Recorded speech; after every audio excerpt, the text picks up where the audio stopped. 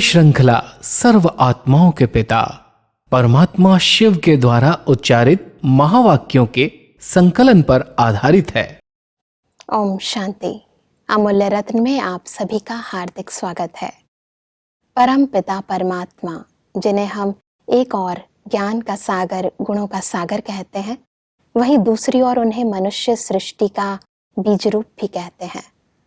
इसीलिए ही संपूर्ण सृष्टि के अंदर जो भी बड़ी बड़ी बातें हैं उन्हें छोटा कर देना, संसार के विस्तार को सार में समा देना, ये कार्य, ये शक्ति और ये युक्तियां स्वयं परम पिता परमात्मा ही हमें सिखाते हैं। आज ईश्वरीय महावाक्यों द्वारा ऐसी ही कुछ युक्तियों के बारे में हम सभी जानेंगे और इसके लिए हमेशा की तरह हमारे मध्य हैं प्रजापिता ब्रह्मा कुमारीज ईश्वरीय विश्वविद्यालय के वरिष्ठ राजयोगी शिक्षक आदरणीय राजू भाई साहब।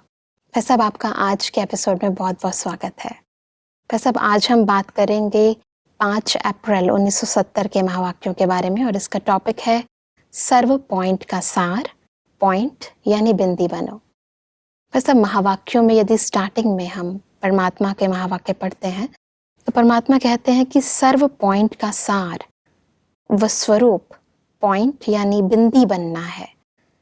सर्व पॉइंट का सार भी पॉइंट में आता है, तो पॉइंट रूप बनना है। पॉइंट अति सूक्ष्म होता है जिसमें सभी समाया हुआ है।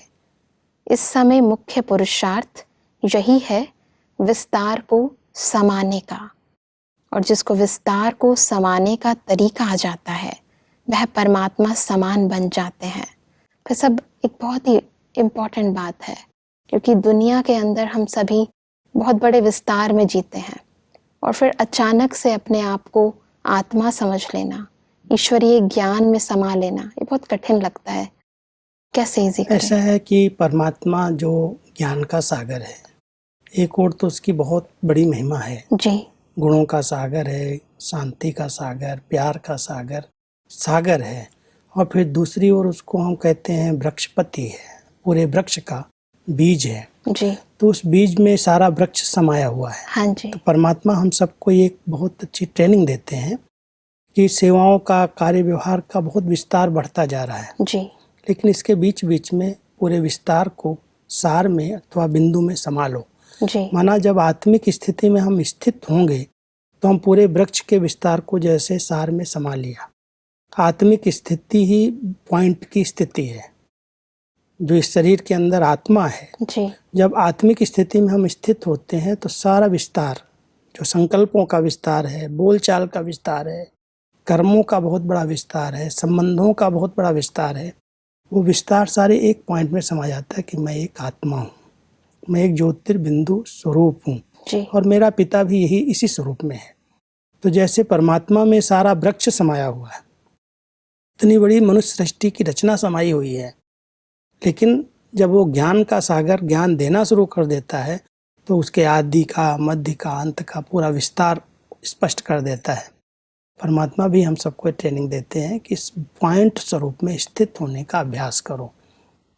बहुत सुंदर है। सब आगे बढ़ते हैं तो परमात्मा इसी से संबंधित कहते हैं कि जिसको समेटना आता है उनको समाना भी आता है। बीज में कौन सी शक्ति है वृक्ष के विस्तार को अपने में समाने की? तो अब पुरुषार्थ करना है बीज स्वरूप स्थिति में स्थित होने का, अर्थात अपने विस्तार को समाने का। कि आजकल साइंस वाले भी विस्तार को समेटने का पुरुषार्थ कर रहे हैं। साइंस पावर वाले भी साइलेंस की शक्ति वालों से कॉपी करते हैं। जैसे जैसे साइलेंस की शक्ति सेना पुरुषार्थ करती है वैसे वो भी पुरुषार्थ कर रहे हैं।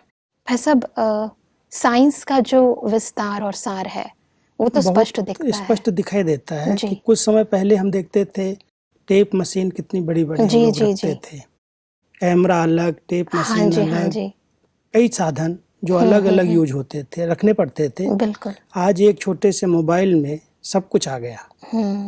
तो जो विस्तार था, बड़ा रूप था, उन्होंने साइंस ने छोटे रूप में ले आया। बिल्कुल। लेकिन इसके पीछे जो रिसर्च हुई उसके पीछे साइलेंस की शक्ति।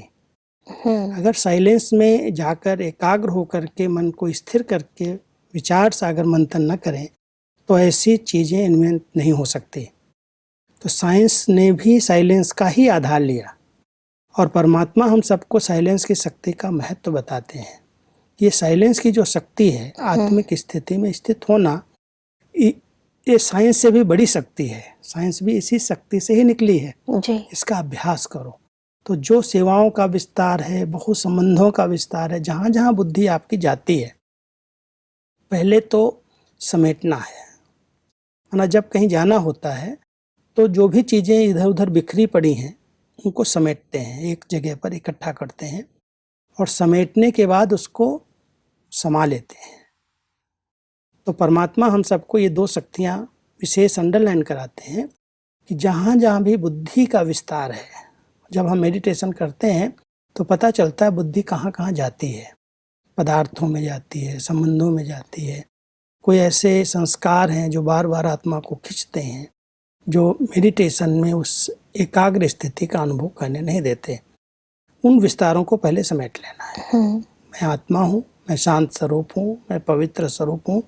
अपने स्वस्वरूप में स्थित होने से हम पॉइंट बन सकते हैं और जब पॉइंट बन जाते हैं तो जैसे सारे वृक्ष को, विस्तार को हमने समा लिया।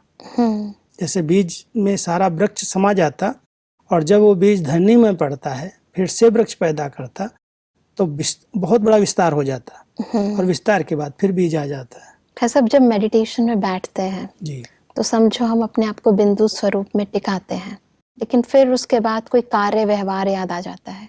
मतलब एक तरफ तो हमने समेटा। इसकी विधि है, यथार्थ विधि ये है कि डायरेक्ट बिंदु बनने की जरूरत नहीं है जी। पहले समेटना पड़ेगा। जहाँ जहाँ बुद्धि जा रही है, जहाँ जहाँ हमारा विस्तार है, उसको समेटना है। चिंतन करना है कि मैं कौन हूँ जी, मैं क्या हूँ, मैं उस स्वरूप में स्थित होने का अभ्यास करूँ। और अभ्यास करते करते पहले ज्ञान का चिंतन करें, फिर अपने भाग्य का चिंतन करें, फिर धीरे धीरे चिंतन श्रेष्ठ होता जाएगा और जितना शुद्ध चिंतन होगा, श्रेष्ठ चिंतन होगा, उतने संकल्प सीमित हो जाएंगे, सार में आ जाएंगे। सार स्वरूप में स्थित होने के बाद हम बिंदु बन सकते हैं।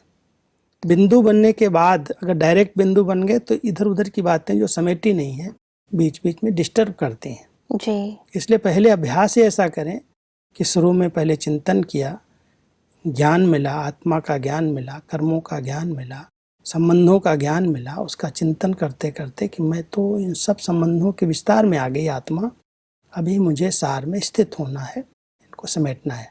तो जब चिंतन को हम चेंज करते हैं, जो फैलाव है उस विस्तार को हम सार में ले आते, तो आत्मिक स्थिति में बैठने के बाद ही वो बीज की स्थिति बनती है। और जब बीज की स्थिति बन जाती है तो कुछ समय हम उसमें एकाग्र हो सकते हैं। सदा काल की नहीं बनेगी, क्योंकि इस बाजे के अंदर, इस शरीर के अंदर आत्मा पार्ट प्ले कर रही है। कोई कहे हम सदा शून्य की स्थिति में, निसंकल्प स्थिति में बैठ जाएं, कब तक बैठेगा? क्योंकि उसको कर्म क्षेत्र पर कर्म भी करने हैं।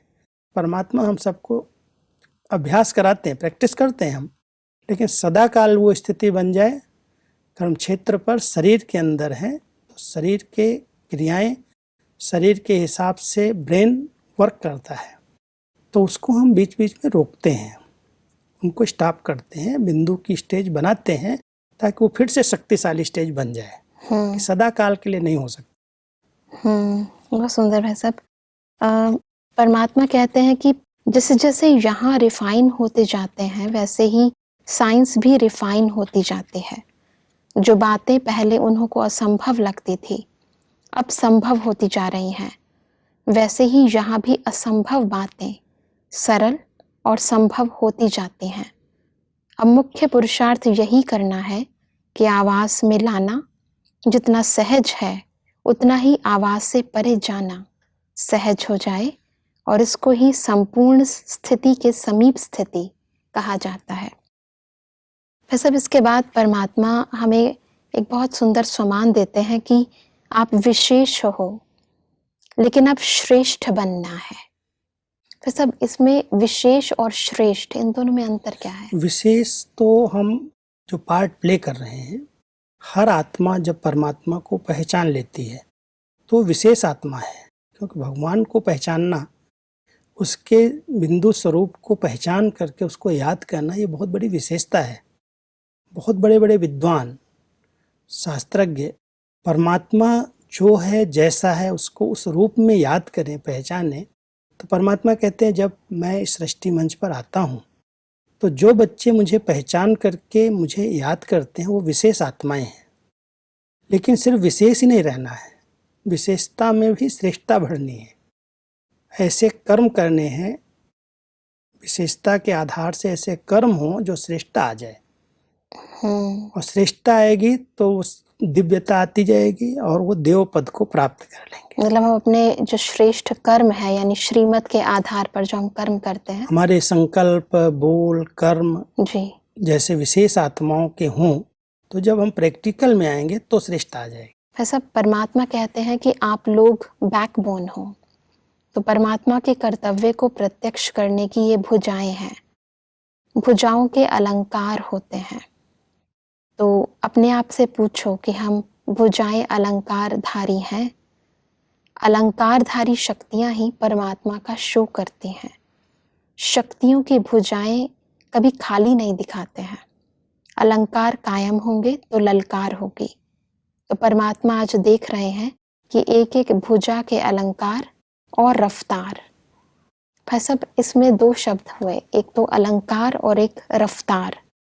तो सदा ही हम अपने जीवन में कौन से अलंकार धारण करें और कौन सी रफ्तार की बात परमात्मा कर रहे हैं? ऐसा है, जो देवियों के चित्र बनाते हैं जी, उन चित्रों में उनके हाथों में किसी के ढाल है, कोई भाला है, मतलब अस्त्र शस्त्र दिखाते हैं। जी, वास्तव में देवियों के ये अस्त्र शस्त्र ही उनका श्रृंगार है, जी, अलंकार है उनके लिए।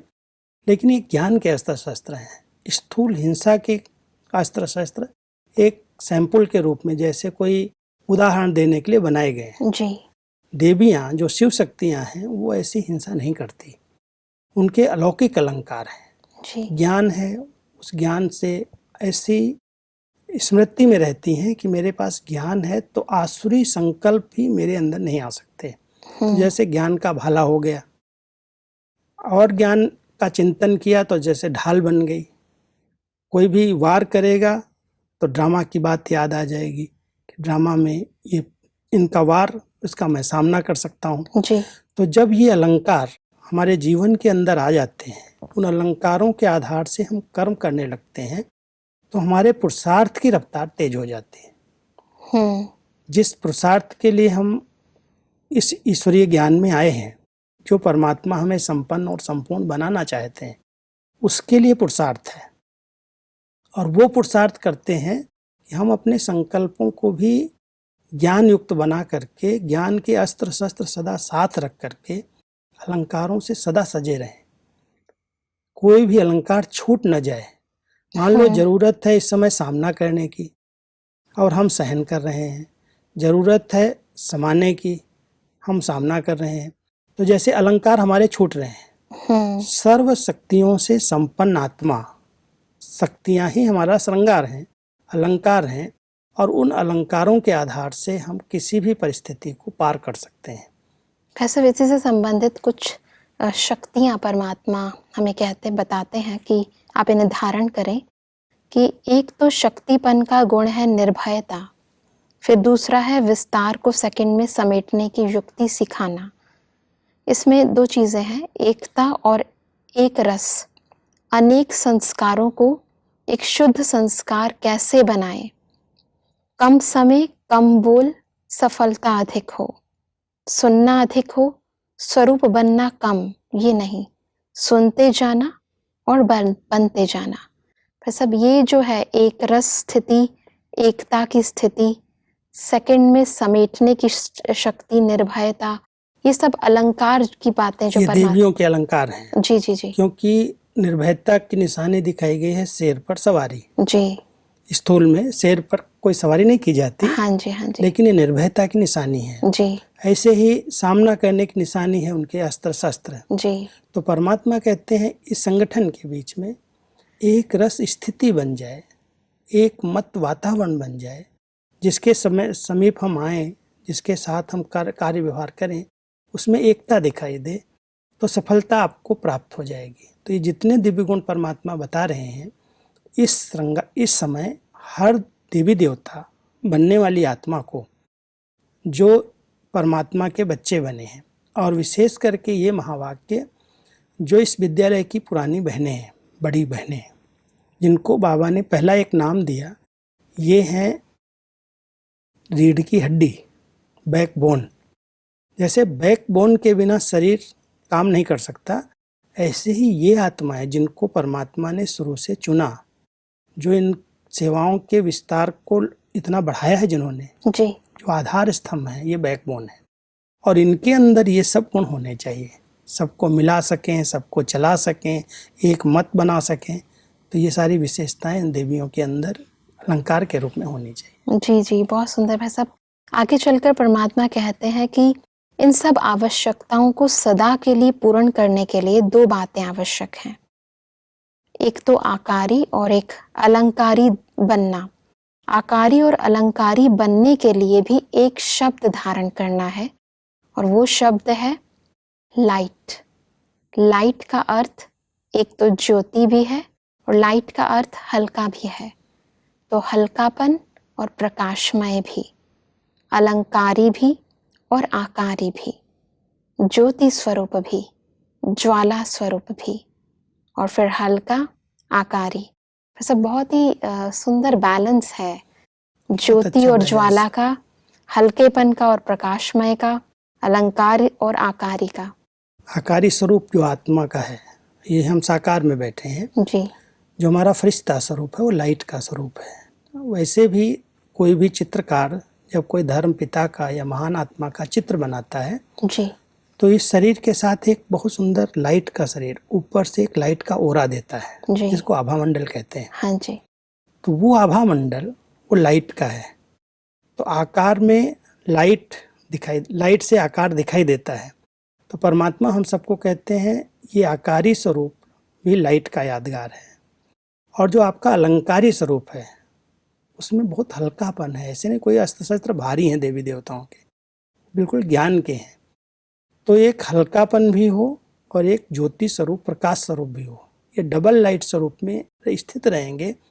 तो योग जो है, जो एक बिंदु स्वरूप भी है और दूसरा शक्तिशाली हो जाएगा, ज्वाला रूप हो जाएगा। सब ये जो बैलेंस है, जैसे बोला कि जी। परमात्मा कहते हैं ज्वाला स्वरूप भी और फिर हल्का आकारी भी, दोनों कंट्रास्ट है एक तरह से। तो मतलब दोनों चीजें एक ही चीज में कैसे समा सकते हैं? नहीं, जितना जितना हम हल्के बनते जाएंगे, जी बोझ समाप्त होते जाएंगे, अपने आत्मिक स्वरूप में स्थित होते जाएंगे। जी, बोझ किस चीज का है? बोझ तो एक शरीर को लेके हम बैठे हैं, इसका भी बोझ है। दूसरा हमारे संस्कारों का बोझ है, जी जो हमने इन कर्मेंद्रियों से कर्म किए हैं उस कर्म का बोझ है। जब वो सब बोझ परमात्मा को हम अर्पित करके आत्मिक स्वरूप में स्थित होते हैं तो हम हल्के बन जाते हैं। जी, और जितना हल्के बनते हैं उतना हम आकारी स्वरूप में स्थित हो जाते हैं, प्रकाश स्वरूप बन जाते हैं। और प्रकाश स्वरूप स्थिति, ज्योति स्वरूप स्थिति ही धीरे धीरे जब एकाग्रता बढ़ती है उसमें, तो शक्तिशाली योग हो जाता है। उसको ज्वाला रूप कहते हैं, बहुत सुंदर। जिससे हमारे पुराने संस्कार हम परिवर्तन हो जाएं, जी विकर्म दग्ध हो जाएं, आत्मा पावन बन जाए। इसलिए बैलेंस दिखाया है, एक ज्योति स्वरूप और फिर ज्वाला स्वरूप, हल्केपन और प्रकाशमय स्थिति का। बहुत सुंदर भाई साहब। आगे चलकर परमात्मा बात करते हैं टीके की, कि जैसे तिलक मस्तिष्क पर लगाया जाता है, ऐसे ही बिंदी स्वरूप ये भी तिलक है, जो सदैव लगा रहना चाहिए। दूसरा भविष्य का राज तिलक, ये भी तिलक है, दोनों की स्मृति रहे।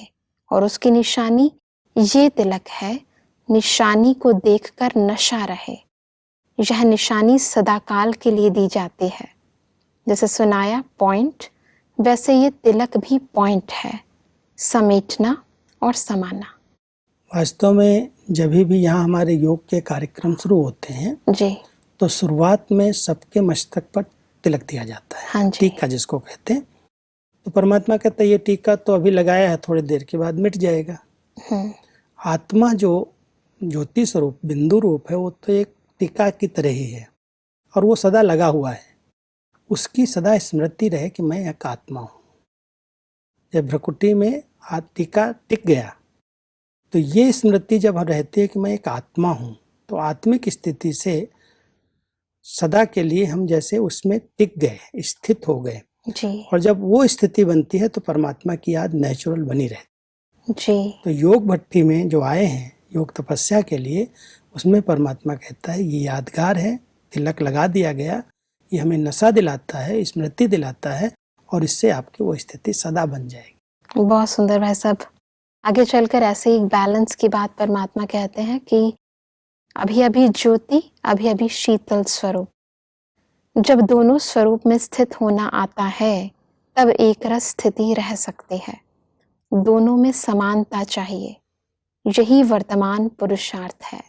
वैसे बात वही है, परंतु इसमें एक चीज है कि एक तरफ हम शीतल स्वरूप की बात कर रहे हैं और दूसरी तरफ ज्योति स्वरूप की बात कर रहे हैं। आत्मिक स्थिति में शीतलता अपने आप आती है। जी ज्योति प्रकाश तेज होता है, वो तेज प्रकाश के कारण परमात्मा कॉन्ट्रास्ट कहता है, तेज स्वभाव नहीं हो जाए, तेज हमारी नेचर नहीं बन जाए।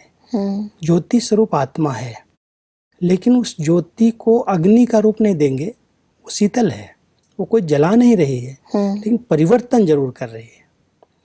परिवर्तन करने के कारण आत्मा को ज्योति स्वरूप या ज्वाला स्वरूप कहा गया है। क्योंकि ज्वाला में कोई भी चीज डाली जाए, आज अगर कच्ची ईंट भी अग्नि के अंदर डाल दी जाती है तो वो कच्ची से पक्की हो जाती है। तो परमात्मा कहते हैं जब तुम बच्चे ज्योति स्वरूप में स्थित होते हो तो आप ही जो कमजोरियां हैं, जो कच्चे हैं, वो पक्के हो जाते हैं, मजबूत हो जाते हैं, ना कमजोरियां समाप्त हो जाती हैं, आत्मा संस्कार में शीतल हो जाती है, बहुत सुंदर। उसकी उत्तेजनाएं समाप्त हो जाती है, उसकी कर्म इंद्रियां शीतल हो जाती हैं। कोई भी उत्तेजित होकर के कभी बोलेगा नहीं, कोई कर्म इंद्रियों से गलत काम नहीं करेगा। बहुत अच्छा भाई साहब। भाई साहब, आज आपने बहुत ही स्पष्टता से हमें बताया कि कैसे हम अपने जीवन में एक बैलेंस रखें और कैसे अलंकारधारी बने। भाई साहब, आपका बहुत बहुत धन्यवाद। दर्शकों, आज के एपिसोड में हमने समझा कितना ज़रूरी है जीवन में बार बार विस्तार को सार में समेटना, पॉइंट स्वरूप की स्मृति में सदा रहना, और साथ ही हमने जाना कि यदि हम अलंकारधारी और आकारी स्वरूप का बार बार अनुभव करते हैं तो जीवन में सर्व शक्तियाँ सहज ही आ जाती हैं, और उसके लिए ज़रूरी है सदा हल्केपन की स्थिति का अनुभव करना। परमात्मा चाहते हैं कि हमारे मस्तक पर सदा ही बिंदु स्वरूप का तिलक लगा रहे और हम स्वराज्य अधिकारी बन सर्व पर तथा स्वयं पर राज्य अवश्य करें। इन्हीं महावाक्यों को हम और आगे बढ़ाएंगे अपने अगले एपिसोड में। तब तक के लिए लेते हैं आप सभी से विदा। ओम शांति। मुख्य सार: आकारी और अलंकारी बनने के लिए लाइट बनना है। लाइट का अर्थ ज्योति भी है और हल्का भी है, अलंकारी भी और आकारी भी, ज्योति स्वरूप भी, ज्वाला स्वरूप भी। प्रत्यक्ष फल की कामना नहीं रखने वाले सफलता पाते हैं। अकेला अर्थात न्यारा, संगठन अर्थात प्यारा।